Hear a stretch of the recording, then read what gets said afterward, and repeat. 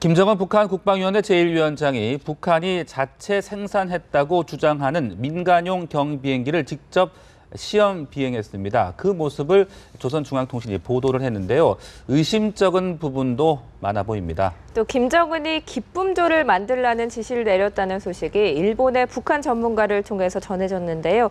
현재 북한의 내부 사정은 어떤지 강명도 경민대 북한학 교수 모시고 짚어보겠습니다. 어서 오세요. 네, 안녕하십니까.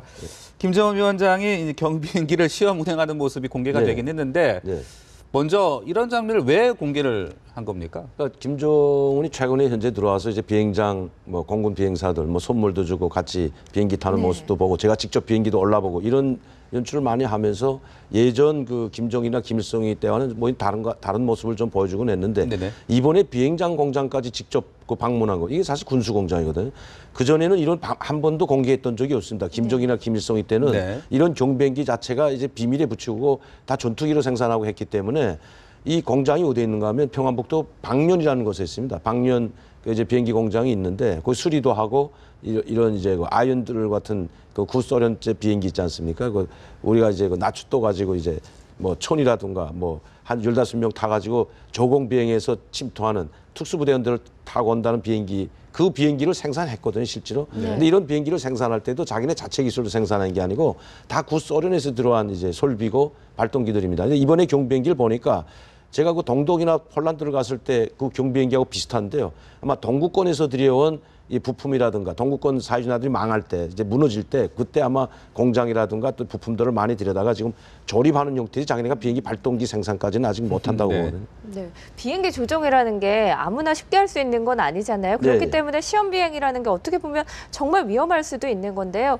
뭐 직접 뭐 주도적으로 하진 않았겠죠? 제가 봐서는 저 경비행기는 혼자 타는 비행기가 아니에요. 대체로 2인이나 3인이 타는 건데 그리고 2인이 3인 탈 때도 저는 그 뚜고 내리는 모습은 보여주지 않고 앉아있는 모습만 보여주는 걸 봐서는 저거 상당히 위험한데 아니 자기 비행기 몰 줄도 모르는 사람 전문 교육도 안 받았던 사람이 조작법만 배워줘가지고 떴다가 떨어지면 그냥 사망 아닙니까? 비행기 사고는. 그런데 자기가 그걸 경비행기 조작법만 알아가지고 비행기 타가지고 혼자서 탔다고 보진 않고요. 그리고 상당히 위험하기 때문에 아니 지금 상당히 위험합니다. 제가 봐도 저 조잡한 비행기고 또 이렇게 조립을 했다고 해도 북한에서 조립했다면 제대로 했겠냐 말이죠. 그리고 저걸 공식 계속해서 만들던 비행기도 아니고 새로 나온 비행기고 지금 새로 만들었다고 지금 김정은이가 이야기하고 있는데 시험 비행을 제가 한다고 했죠. 비행사도 아닌 시험 비행이라고 나오지 않습니까? 시험 비행하는데 그 비행기를 최고 지도자가 타고 비행했다는 건 말도 안 되는 소리고 자기가 그러니까 북한 주민들에게 자기의 그 대범한 모습 이런 걸 보여주려고 아마 연출하지 않았냐. 직접 몰았다고는 저는 보지 않습니다. 그리고 타는 모습, 내려온 다음에 앉은 모습 해가지고 직접 시험 비행했다 이렇게 이야기할 수 있지. 진짜 저 위험한 비행기를 탔을까? 네. 그 녹이 쓴 자국도 보이고 말이죠. 그러니까 이 중고 기체에 이제 뭐 외관만 도색을 했다 이런 이야기도 나오는데요. 그러니까 좀 전에도 말씀드렸지만 그 동독이라든가 이런 그 폴란드나 이런 데 무너질 때 그 비행기 부품이나 이런 것들 다 수입해다가 지금도 많이 들여옵니다. 그 지금도 이제 구 동독권에 가보면 그 사회주의권에 가보면 아직도 저런 경비행기 같은 것들을 상당히 많이들 가지고 있거든요. 그러니까 저런 것들을 수입해다가 중고를 색칠만 하는데 그것도 색칠도 제대로 감추지 못한 녹슨 부분이 나왔다는 것은 제대로 아마 그 도색도 제대로 못했다는 이야기인데, 그러니까 새고가 아니라는 소리죠. 그렇죠. 중국에다 조립하던가 뭐 발동기도 자기네서 북한 자체 기술은 아직 비행기 발동기 만들기가 상당히 어렵다는 겁니다. 우리나라도 지금 만드는 게 얼마 오래 안 됐거든요. 그 경비행기를 자체 생산한 게 사실이 아니라면 왜 굳이 이거 우리가 만들었다라고 하는 걸까요? 그러니까 북한 사람들은 사실 그 자존심이 좀 강하고 북한 주민들도 우리 한국이 발전하고 지금 이 사회가 국제사회가 어떻게 발전하는지 뭐 중국이 어떻게 발전하는지 보고 있거든요. 그런데 저런 걸 우리가 자체로 만들었다 하면 북한 주민들이 어떻게 생각하겠습니까? 야, 우리나라도 비행기 만든다. 이런 걸 보여주는 거죠. 이런 우리가 이제 비행기 만드는 자체 기술도 가지고 있고 비행기를 만들어서 이렇게 시험할 수 있는 우리가 만든 비행기다. 이런 걸 보여주는 것은 그만큼 북한 주민들에게 이 김정은 때, 김일성, 김정일 때하고 뭔가 좀 다른 모습을 보여주기 위해서 자신감을 보여주기 위해서 저런 그 TV를 공개하고 하지 않나 그런 생각이 듭니다. 문에 뭐 다 녹이 슬어 있고 이런데 북한 주민들이 그걸 보고 믿긴 하는 건가요? 우리는 이렇게 자세히 보니까 녹이 슬고 하는데 북한 사람들은 뭐 그걸 뭐 흠을 잡아내려고 해서 자세히 보는 게 아니고 그냥 보통 평범하게 보기 때문에 네. 그 녹슬은 부분까지 과연 봤을까? 네. 저도 녹슬었다고 하니까 그러지 녹슬은 부분을 발견 못했어요 저는. 아, 예. 그 김정은 위원장이 또 요즘 강조하고는 국산화 정책. 네. 이것 때문이다.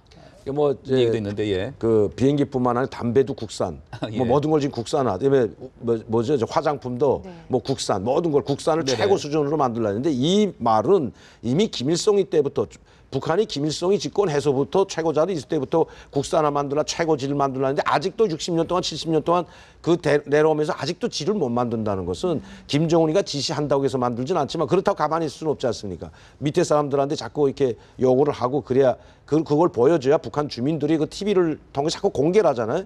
그러니까 아 우리도 이제 화장품도 뭐 질 좋은 화장품도 나오고 담배도 질 좋은 게 나오고 또 비행기까지 이제 국산이 나온다. 이런 걸 보여줘야만이 김정은이 자기 그 새로운 지도자 이미지를 보여줄 수가 있기 때문에 이런 건 다 연출한다고 봐야 될 것 같습니다. 뭐 질 좋게 만들려 한다고 그 질이 좋아집니까?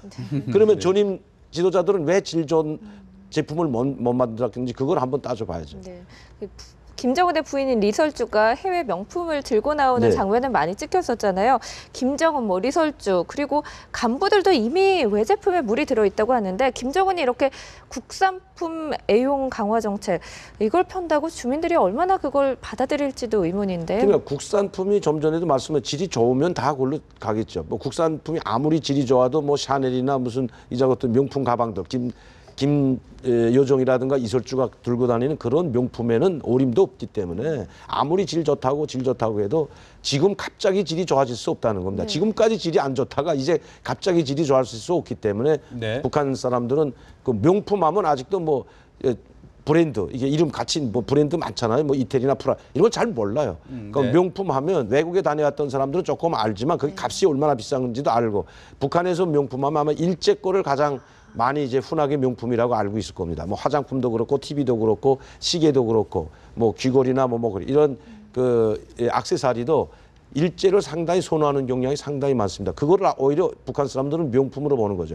김여정이나 이설주가 들고 다니는 이태리 뭐 명품들은 그게 명품인지 일반 주민들은 잘 모릅니다. 그러나 최근에는 조금 이제 한류 바람이 불고 드라마가 많이 들어갔기 때문에 우리 여기 명품들 많이 나오지 않습니까? 드라마에서도.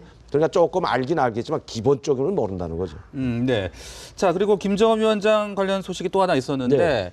그 기쁨조를 만들 것을 지시했다고 보도가 나왔습니다. 그러니까 이게 예. 지금 왜 그러냐면 북한에 지금 별장 특각에서 근무하고 복무하는 그 기쁨조가 엄청나게 많은데 약 한 40개의 별장에서 50명만 근무하더라도 2,000명 아닙니까? 네. 그러니까 이걸 대폭 이제 가지 않던 건 너무 많으니까 이걸 좀 축소하면서 아마 그 과정에서 뭐 제대를 뭐 수백 명 시키는 것 같습니다. 왜냐하면 제가 있을 네. 때까만 해도 오과에서 졸업하면 한 번에 뭐 수백 명 제대되는 것이 아니고 나이별로 따라서 이렇게 제대시키고 또 받고 제대시키고 받고 했기 때문에 이 수백 명 뭐 이렇게 많이 하질 않았는데 이번에 한번 수백 명을 제대시키면서 그 사람들을 관리하기 위해서 비밀 수호하기 위해서 이제 고려 호텔에다 모아놓고 교육까지 줬다는 거 봐서는 네. 아마 이런 규모를 좀 축소시키고 그리고 또 자기가 잘 다니는 삼지연 특각 있지 않습니까? 그럼 이 삼지연 특각이 한 150만 평 되는데 상당히 커요. 그러면 거기에 근무하는 사람들이 다 김정일이 때 있던 사람들도 상당히 많습니다. 여자들도.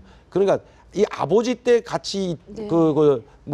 무슨 줄기다 논다 이런 말은 좀 불편하겠지만 어쨌든 아버지 때 접대로 봉사하던 사람들이 아버지한테 자기한테 한다. 일반 접대면 괜찮죠. 그러나 그런 걸 하니까 좀 꼬림직하지 않을까. 그리고 취향도 또 맞지 않고 하니까 이번에 아마 모두 아마 그 아버지 때 있던 그 봉사원들, 그러니까 접대원들 이런 사람들을 특각에 있던 사람들을 대규모로 교체하는 거는 맞는 것 같습니다. 네. 그런데 왜 지금일까요? 최근에도 리설주의 모습도 보이지 않으면서 그런 궁금증까지 더해져서 그러니까 얘기가 이제는 나오고 자리 있는데. 잡혔습니다. 이제는 김정은이가 자리 잡혔거든요. 3년 동안은 그냥 뭐 불철주야 계속 현지도 다니고 많이 다니면서 뭐 각기 갖춘 군중들 만나고 뭐 과수원 협동농장, 뭐 양호장, 인민군 뭐 안 찾아다닌 데가 없지 않습니까? 그렇게 해서 이제 어느 정도 자기가 기반을 닦았다고 보고 그리고 옆에 사람들이 이제는 좀 휴식도 취해야 됩니다 하고 이제 별장을 가 보니까 옛날에 있던 사람들이니까 이걸 교체하라 하고 자기 취향에도 안 맞겠죠 또 키도 좀 자그마하고 하니까 뭐 1m 70 이상으로 뽑는다고 하는데 그러니까 그 이제 휴식 취하려고 간부들하고 가다 보니까 야 이건 뭐 옛날에 있던 사람 왜 이렇게 다 좀 바꾸라 이럴 수가 있다는 거죠. 그런데 기쁨조를 선발하고 또 관리하는 거 어디서 담당하는 거예요? 중앙당 조직지도부 옥과에서 합니다. 네.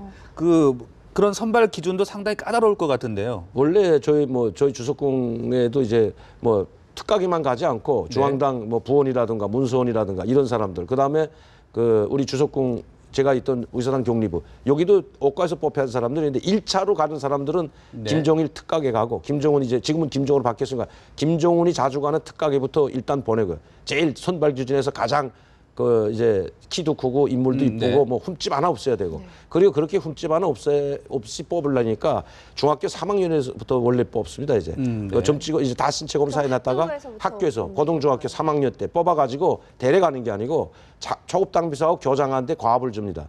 관리하라고 철저히 관리하죠.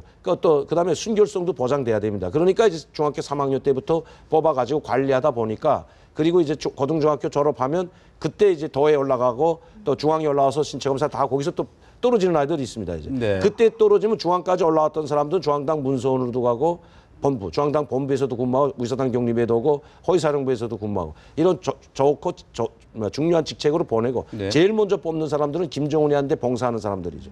그 봉사하는 사람은 여러 분야입니다. 중앙당에도 있고, 그러니까 문서원이나 뭐 이제 그 타자수라든가 뭐 지금은 뭐 타자수라가 아니고 컴퓨터원이라고 하는데 부원이라고 하거든요. 그런 데 뽑고 그다음에 특가기 보내는 거죠. 네. 그 기쁨조가 출세 코스로 또 알려져 있다고 하는데 맞는 겁니까?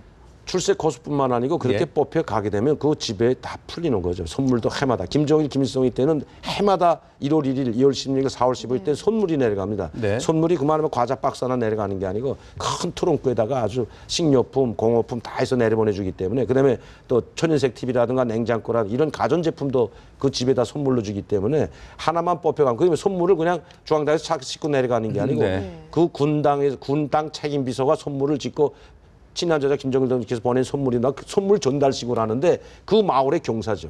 그러니까 그건 뭐 한 개 군에서 몇 명 되지도 않아요. 그러니까 얼마나 거기서 좋아하겠습니까? 그런 집은. 그리고 이제 뭐 비밀을 발설하지 마라 뭐 이런 교육도 받는다고 하던데. 비밀 발설하지 마, 소약서, 맹세문 다 쏘고 들어가고요. 그다음에 나오면 자기 마음대로 가지 못하고 다 배치까지 해주고 결혼까지 시켜줬습니다.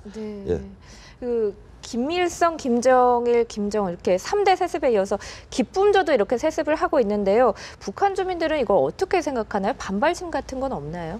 뽑는지 안 뽑는지도 잘 모릅니다. 사실은 얼마나의 규모를 뽑고 어떻게 관리하는지 철저히 비밀에 붙이기 때문에 잘 모르기 때문에 그냥 뭐 옥과가 이때 여기만 뽑혀가면 출세한데 뭐 잘 되는데 선물도 줘 이렇게 알고 있지 여기서 어떤 일을 하고 하는지는 잘 모릅니다. 그리고 관심조차 없어요. 왜? 자기 뭐 뽑혀도 못 가니까 누구나 다 뽑혀가는 데가 아니기 때문에 관심조차 없을 뿐만 아니라 먹고 사는데 지금 힘들어 죽겠는데 언제 누가 옷갈 뽑히겠으면 그게 전혀 관심을 안 돌립니다. 네, 알겠습니다. 말씀 여기까지 듣겠습니다. 고맙습니다. 네, 감사합니다.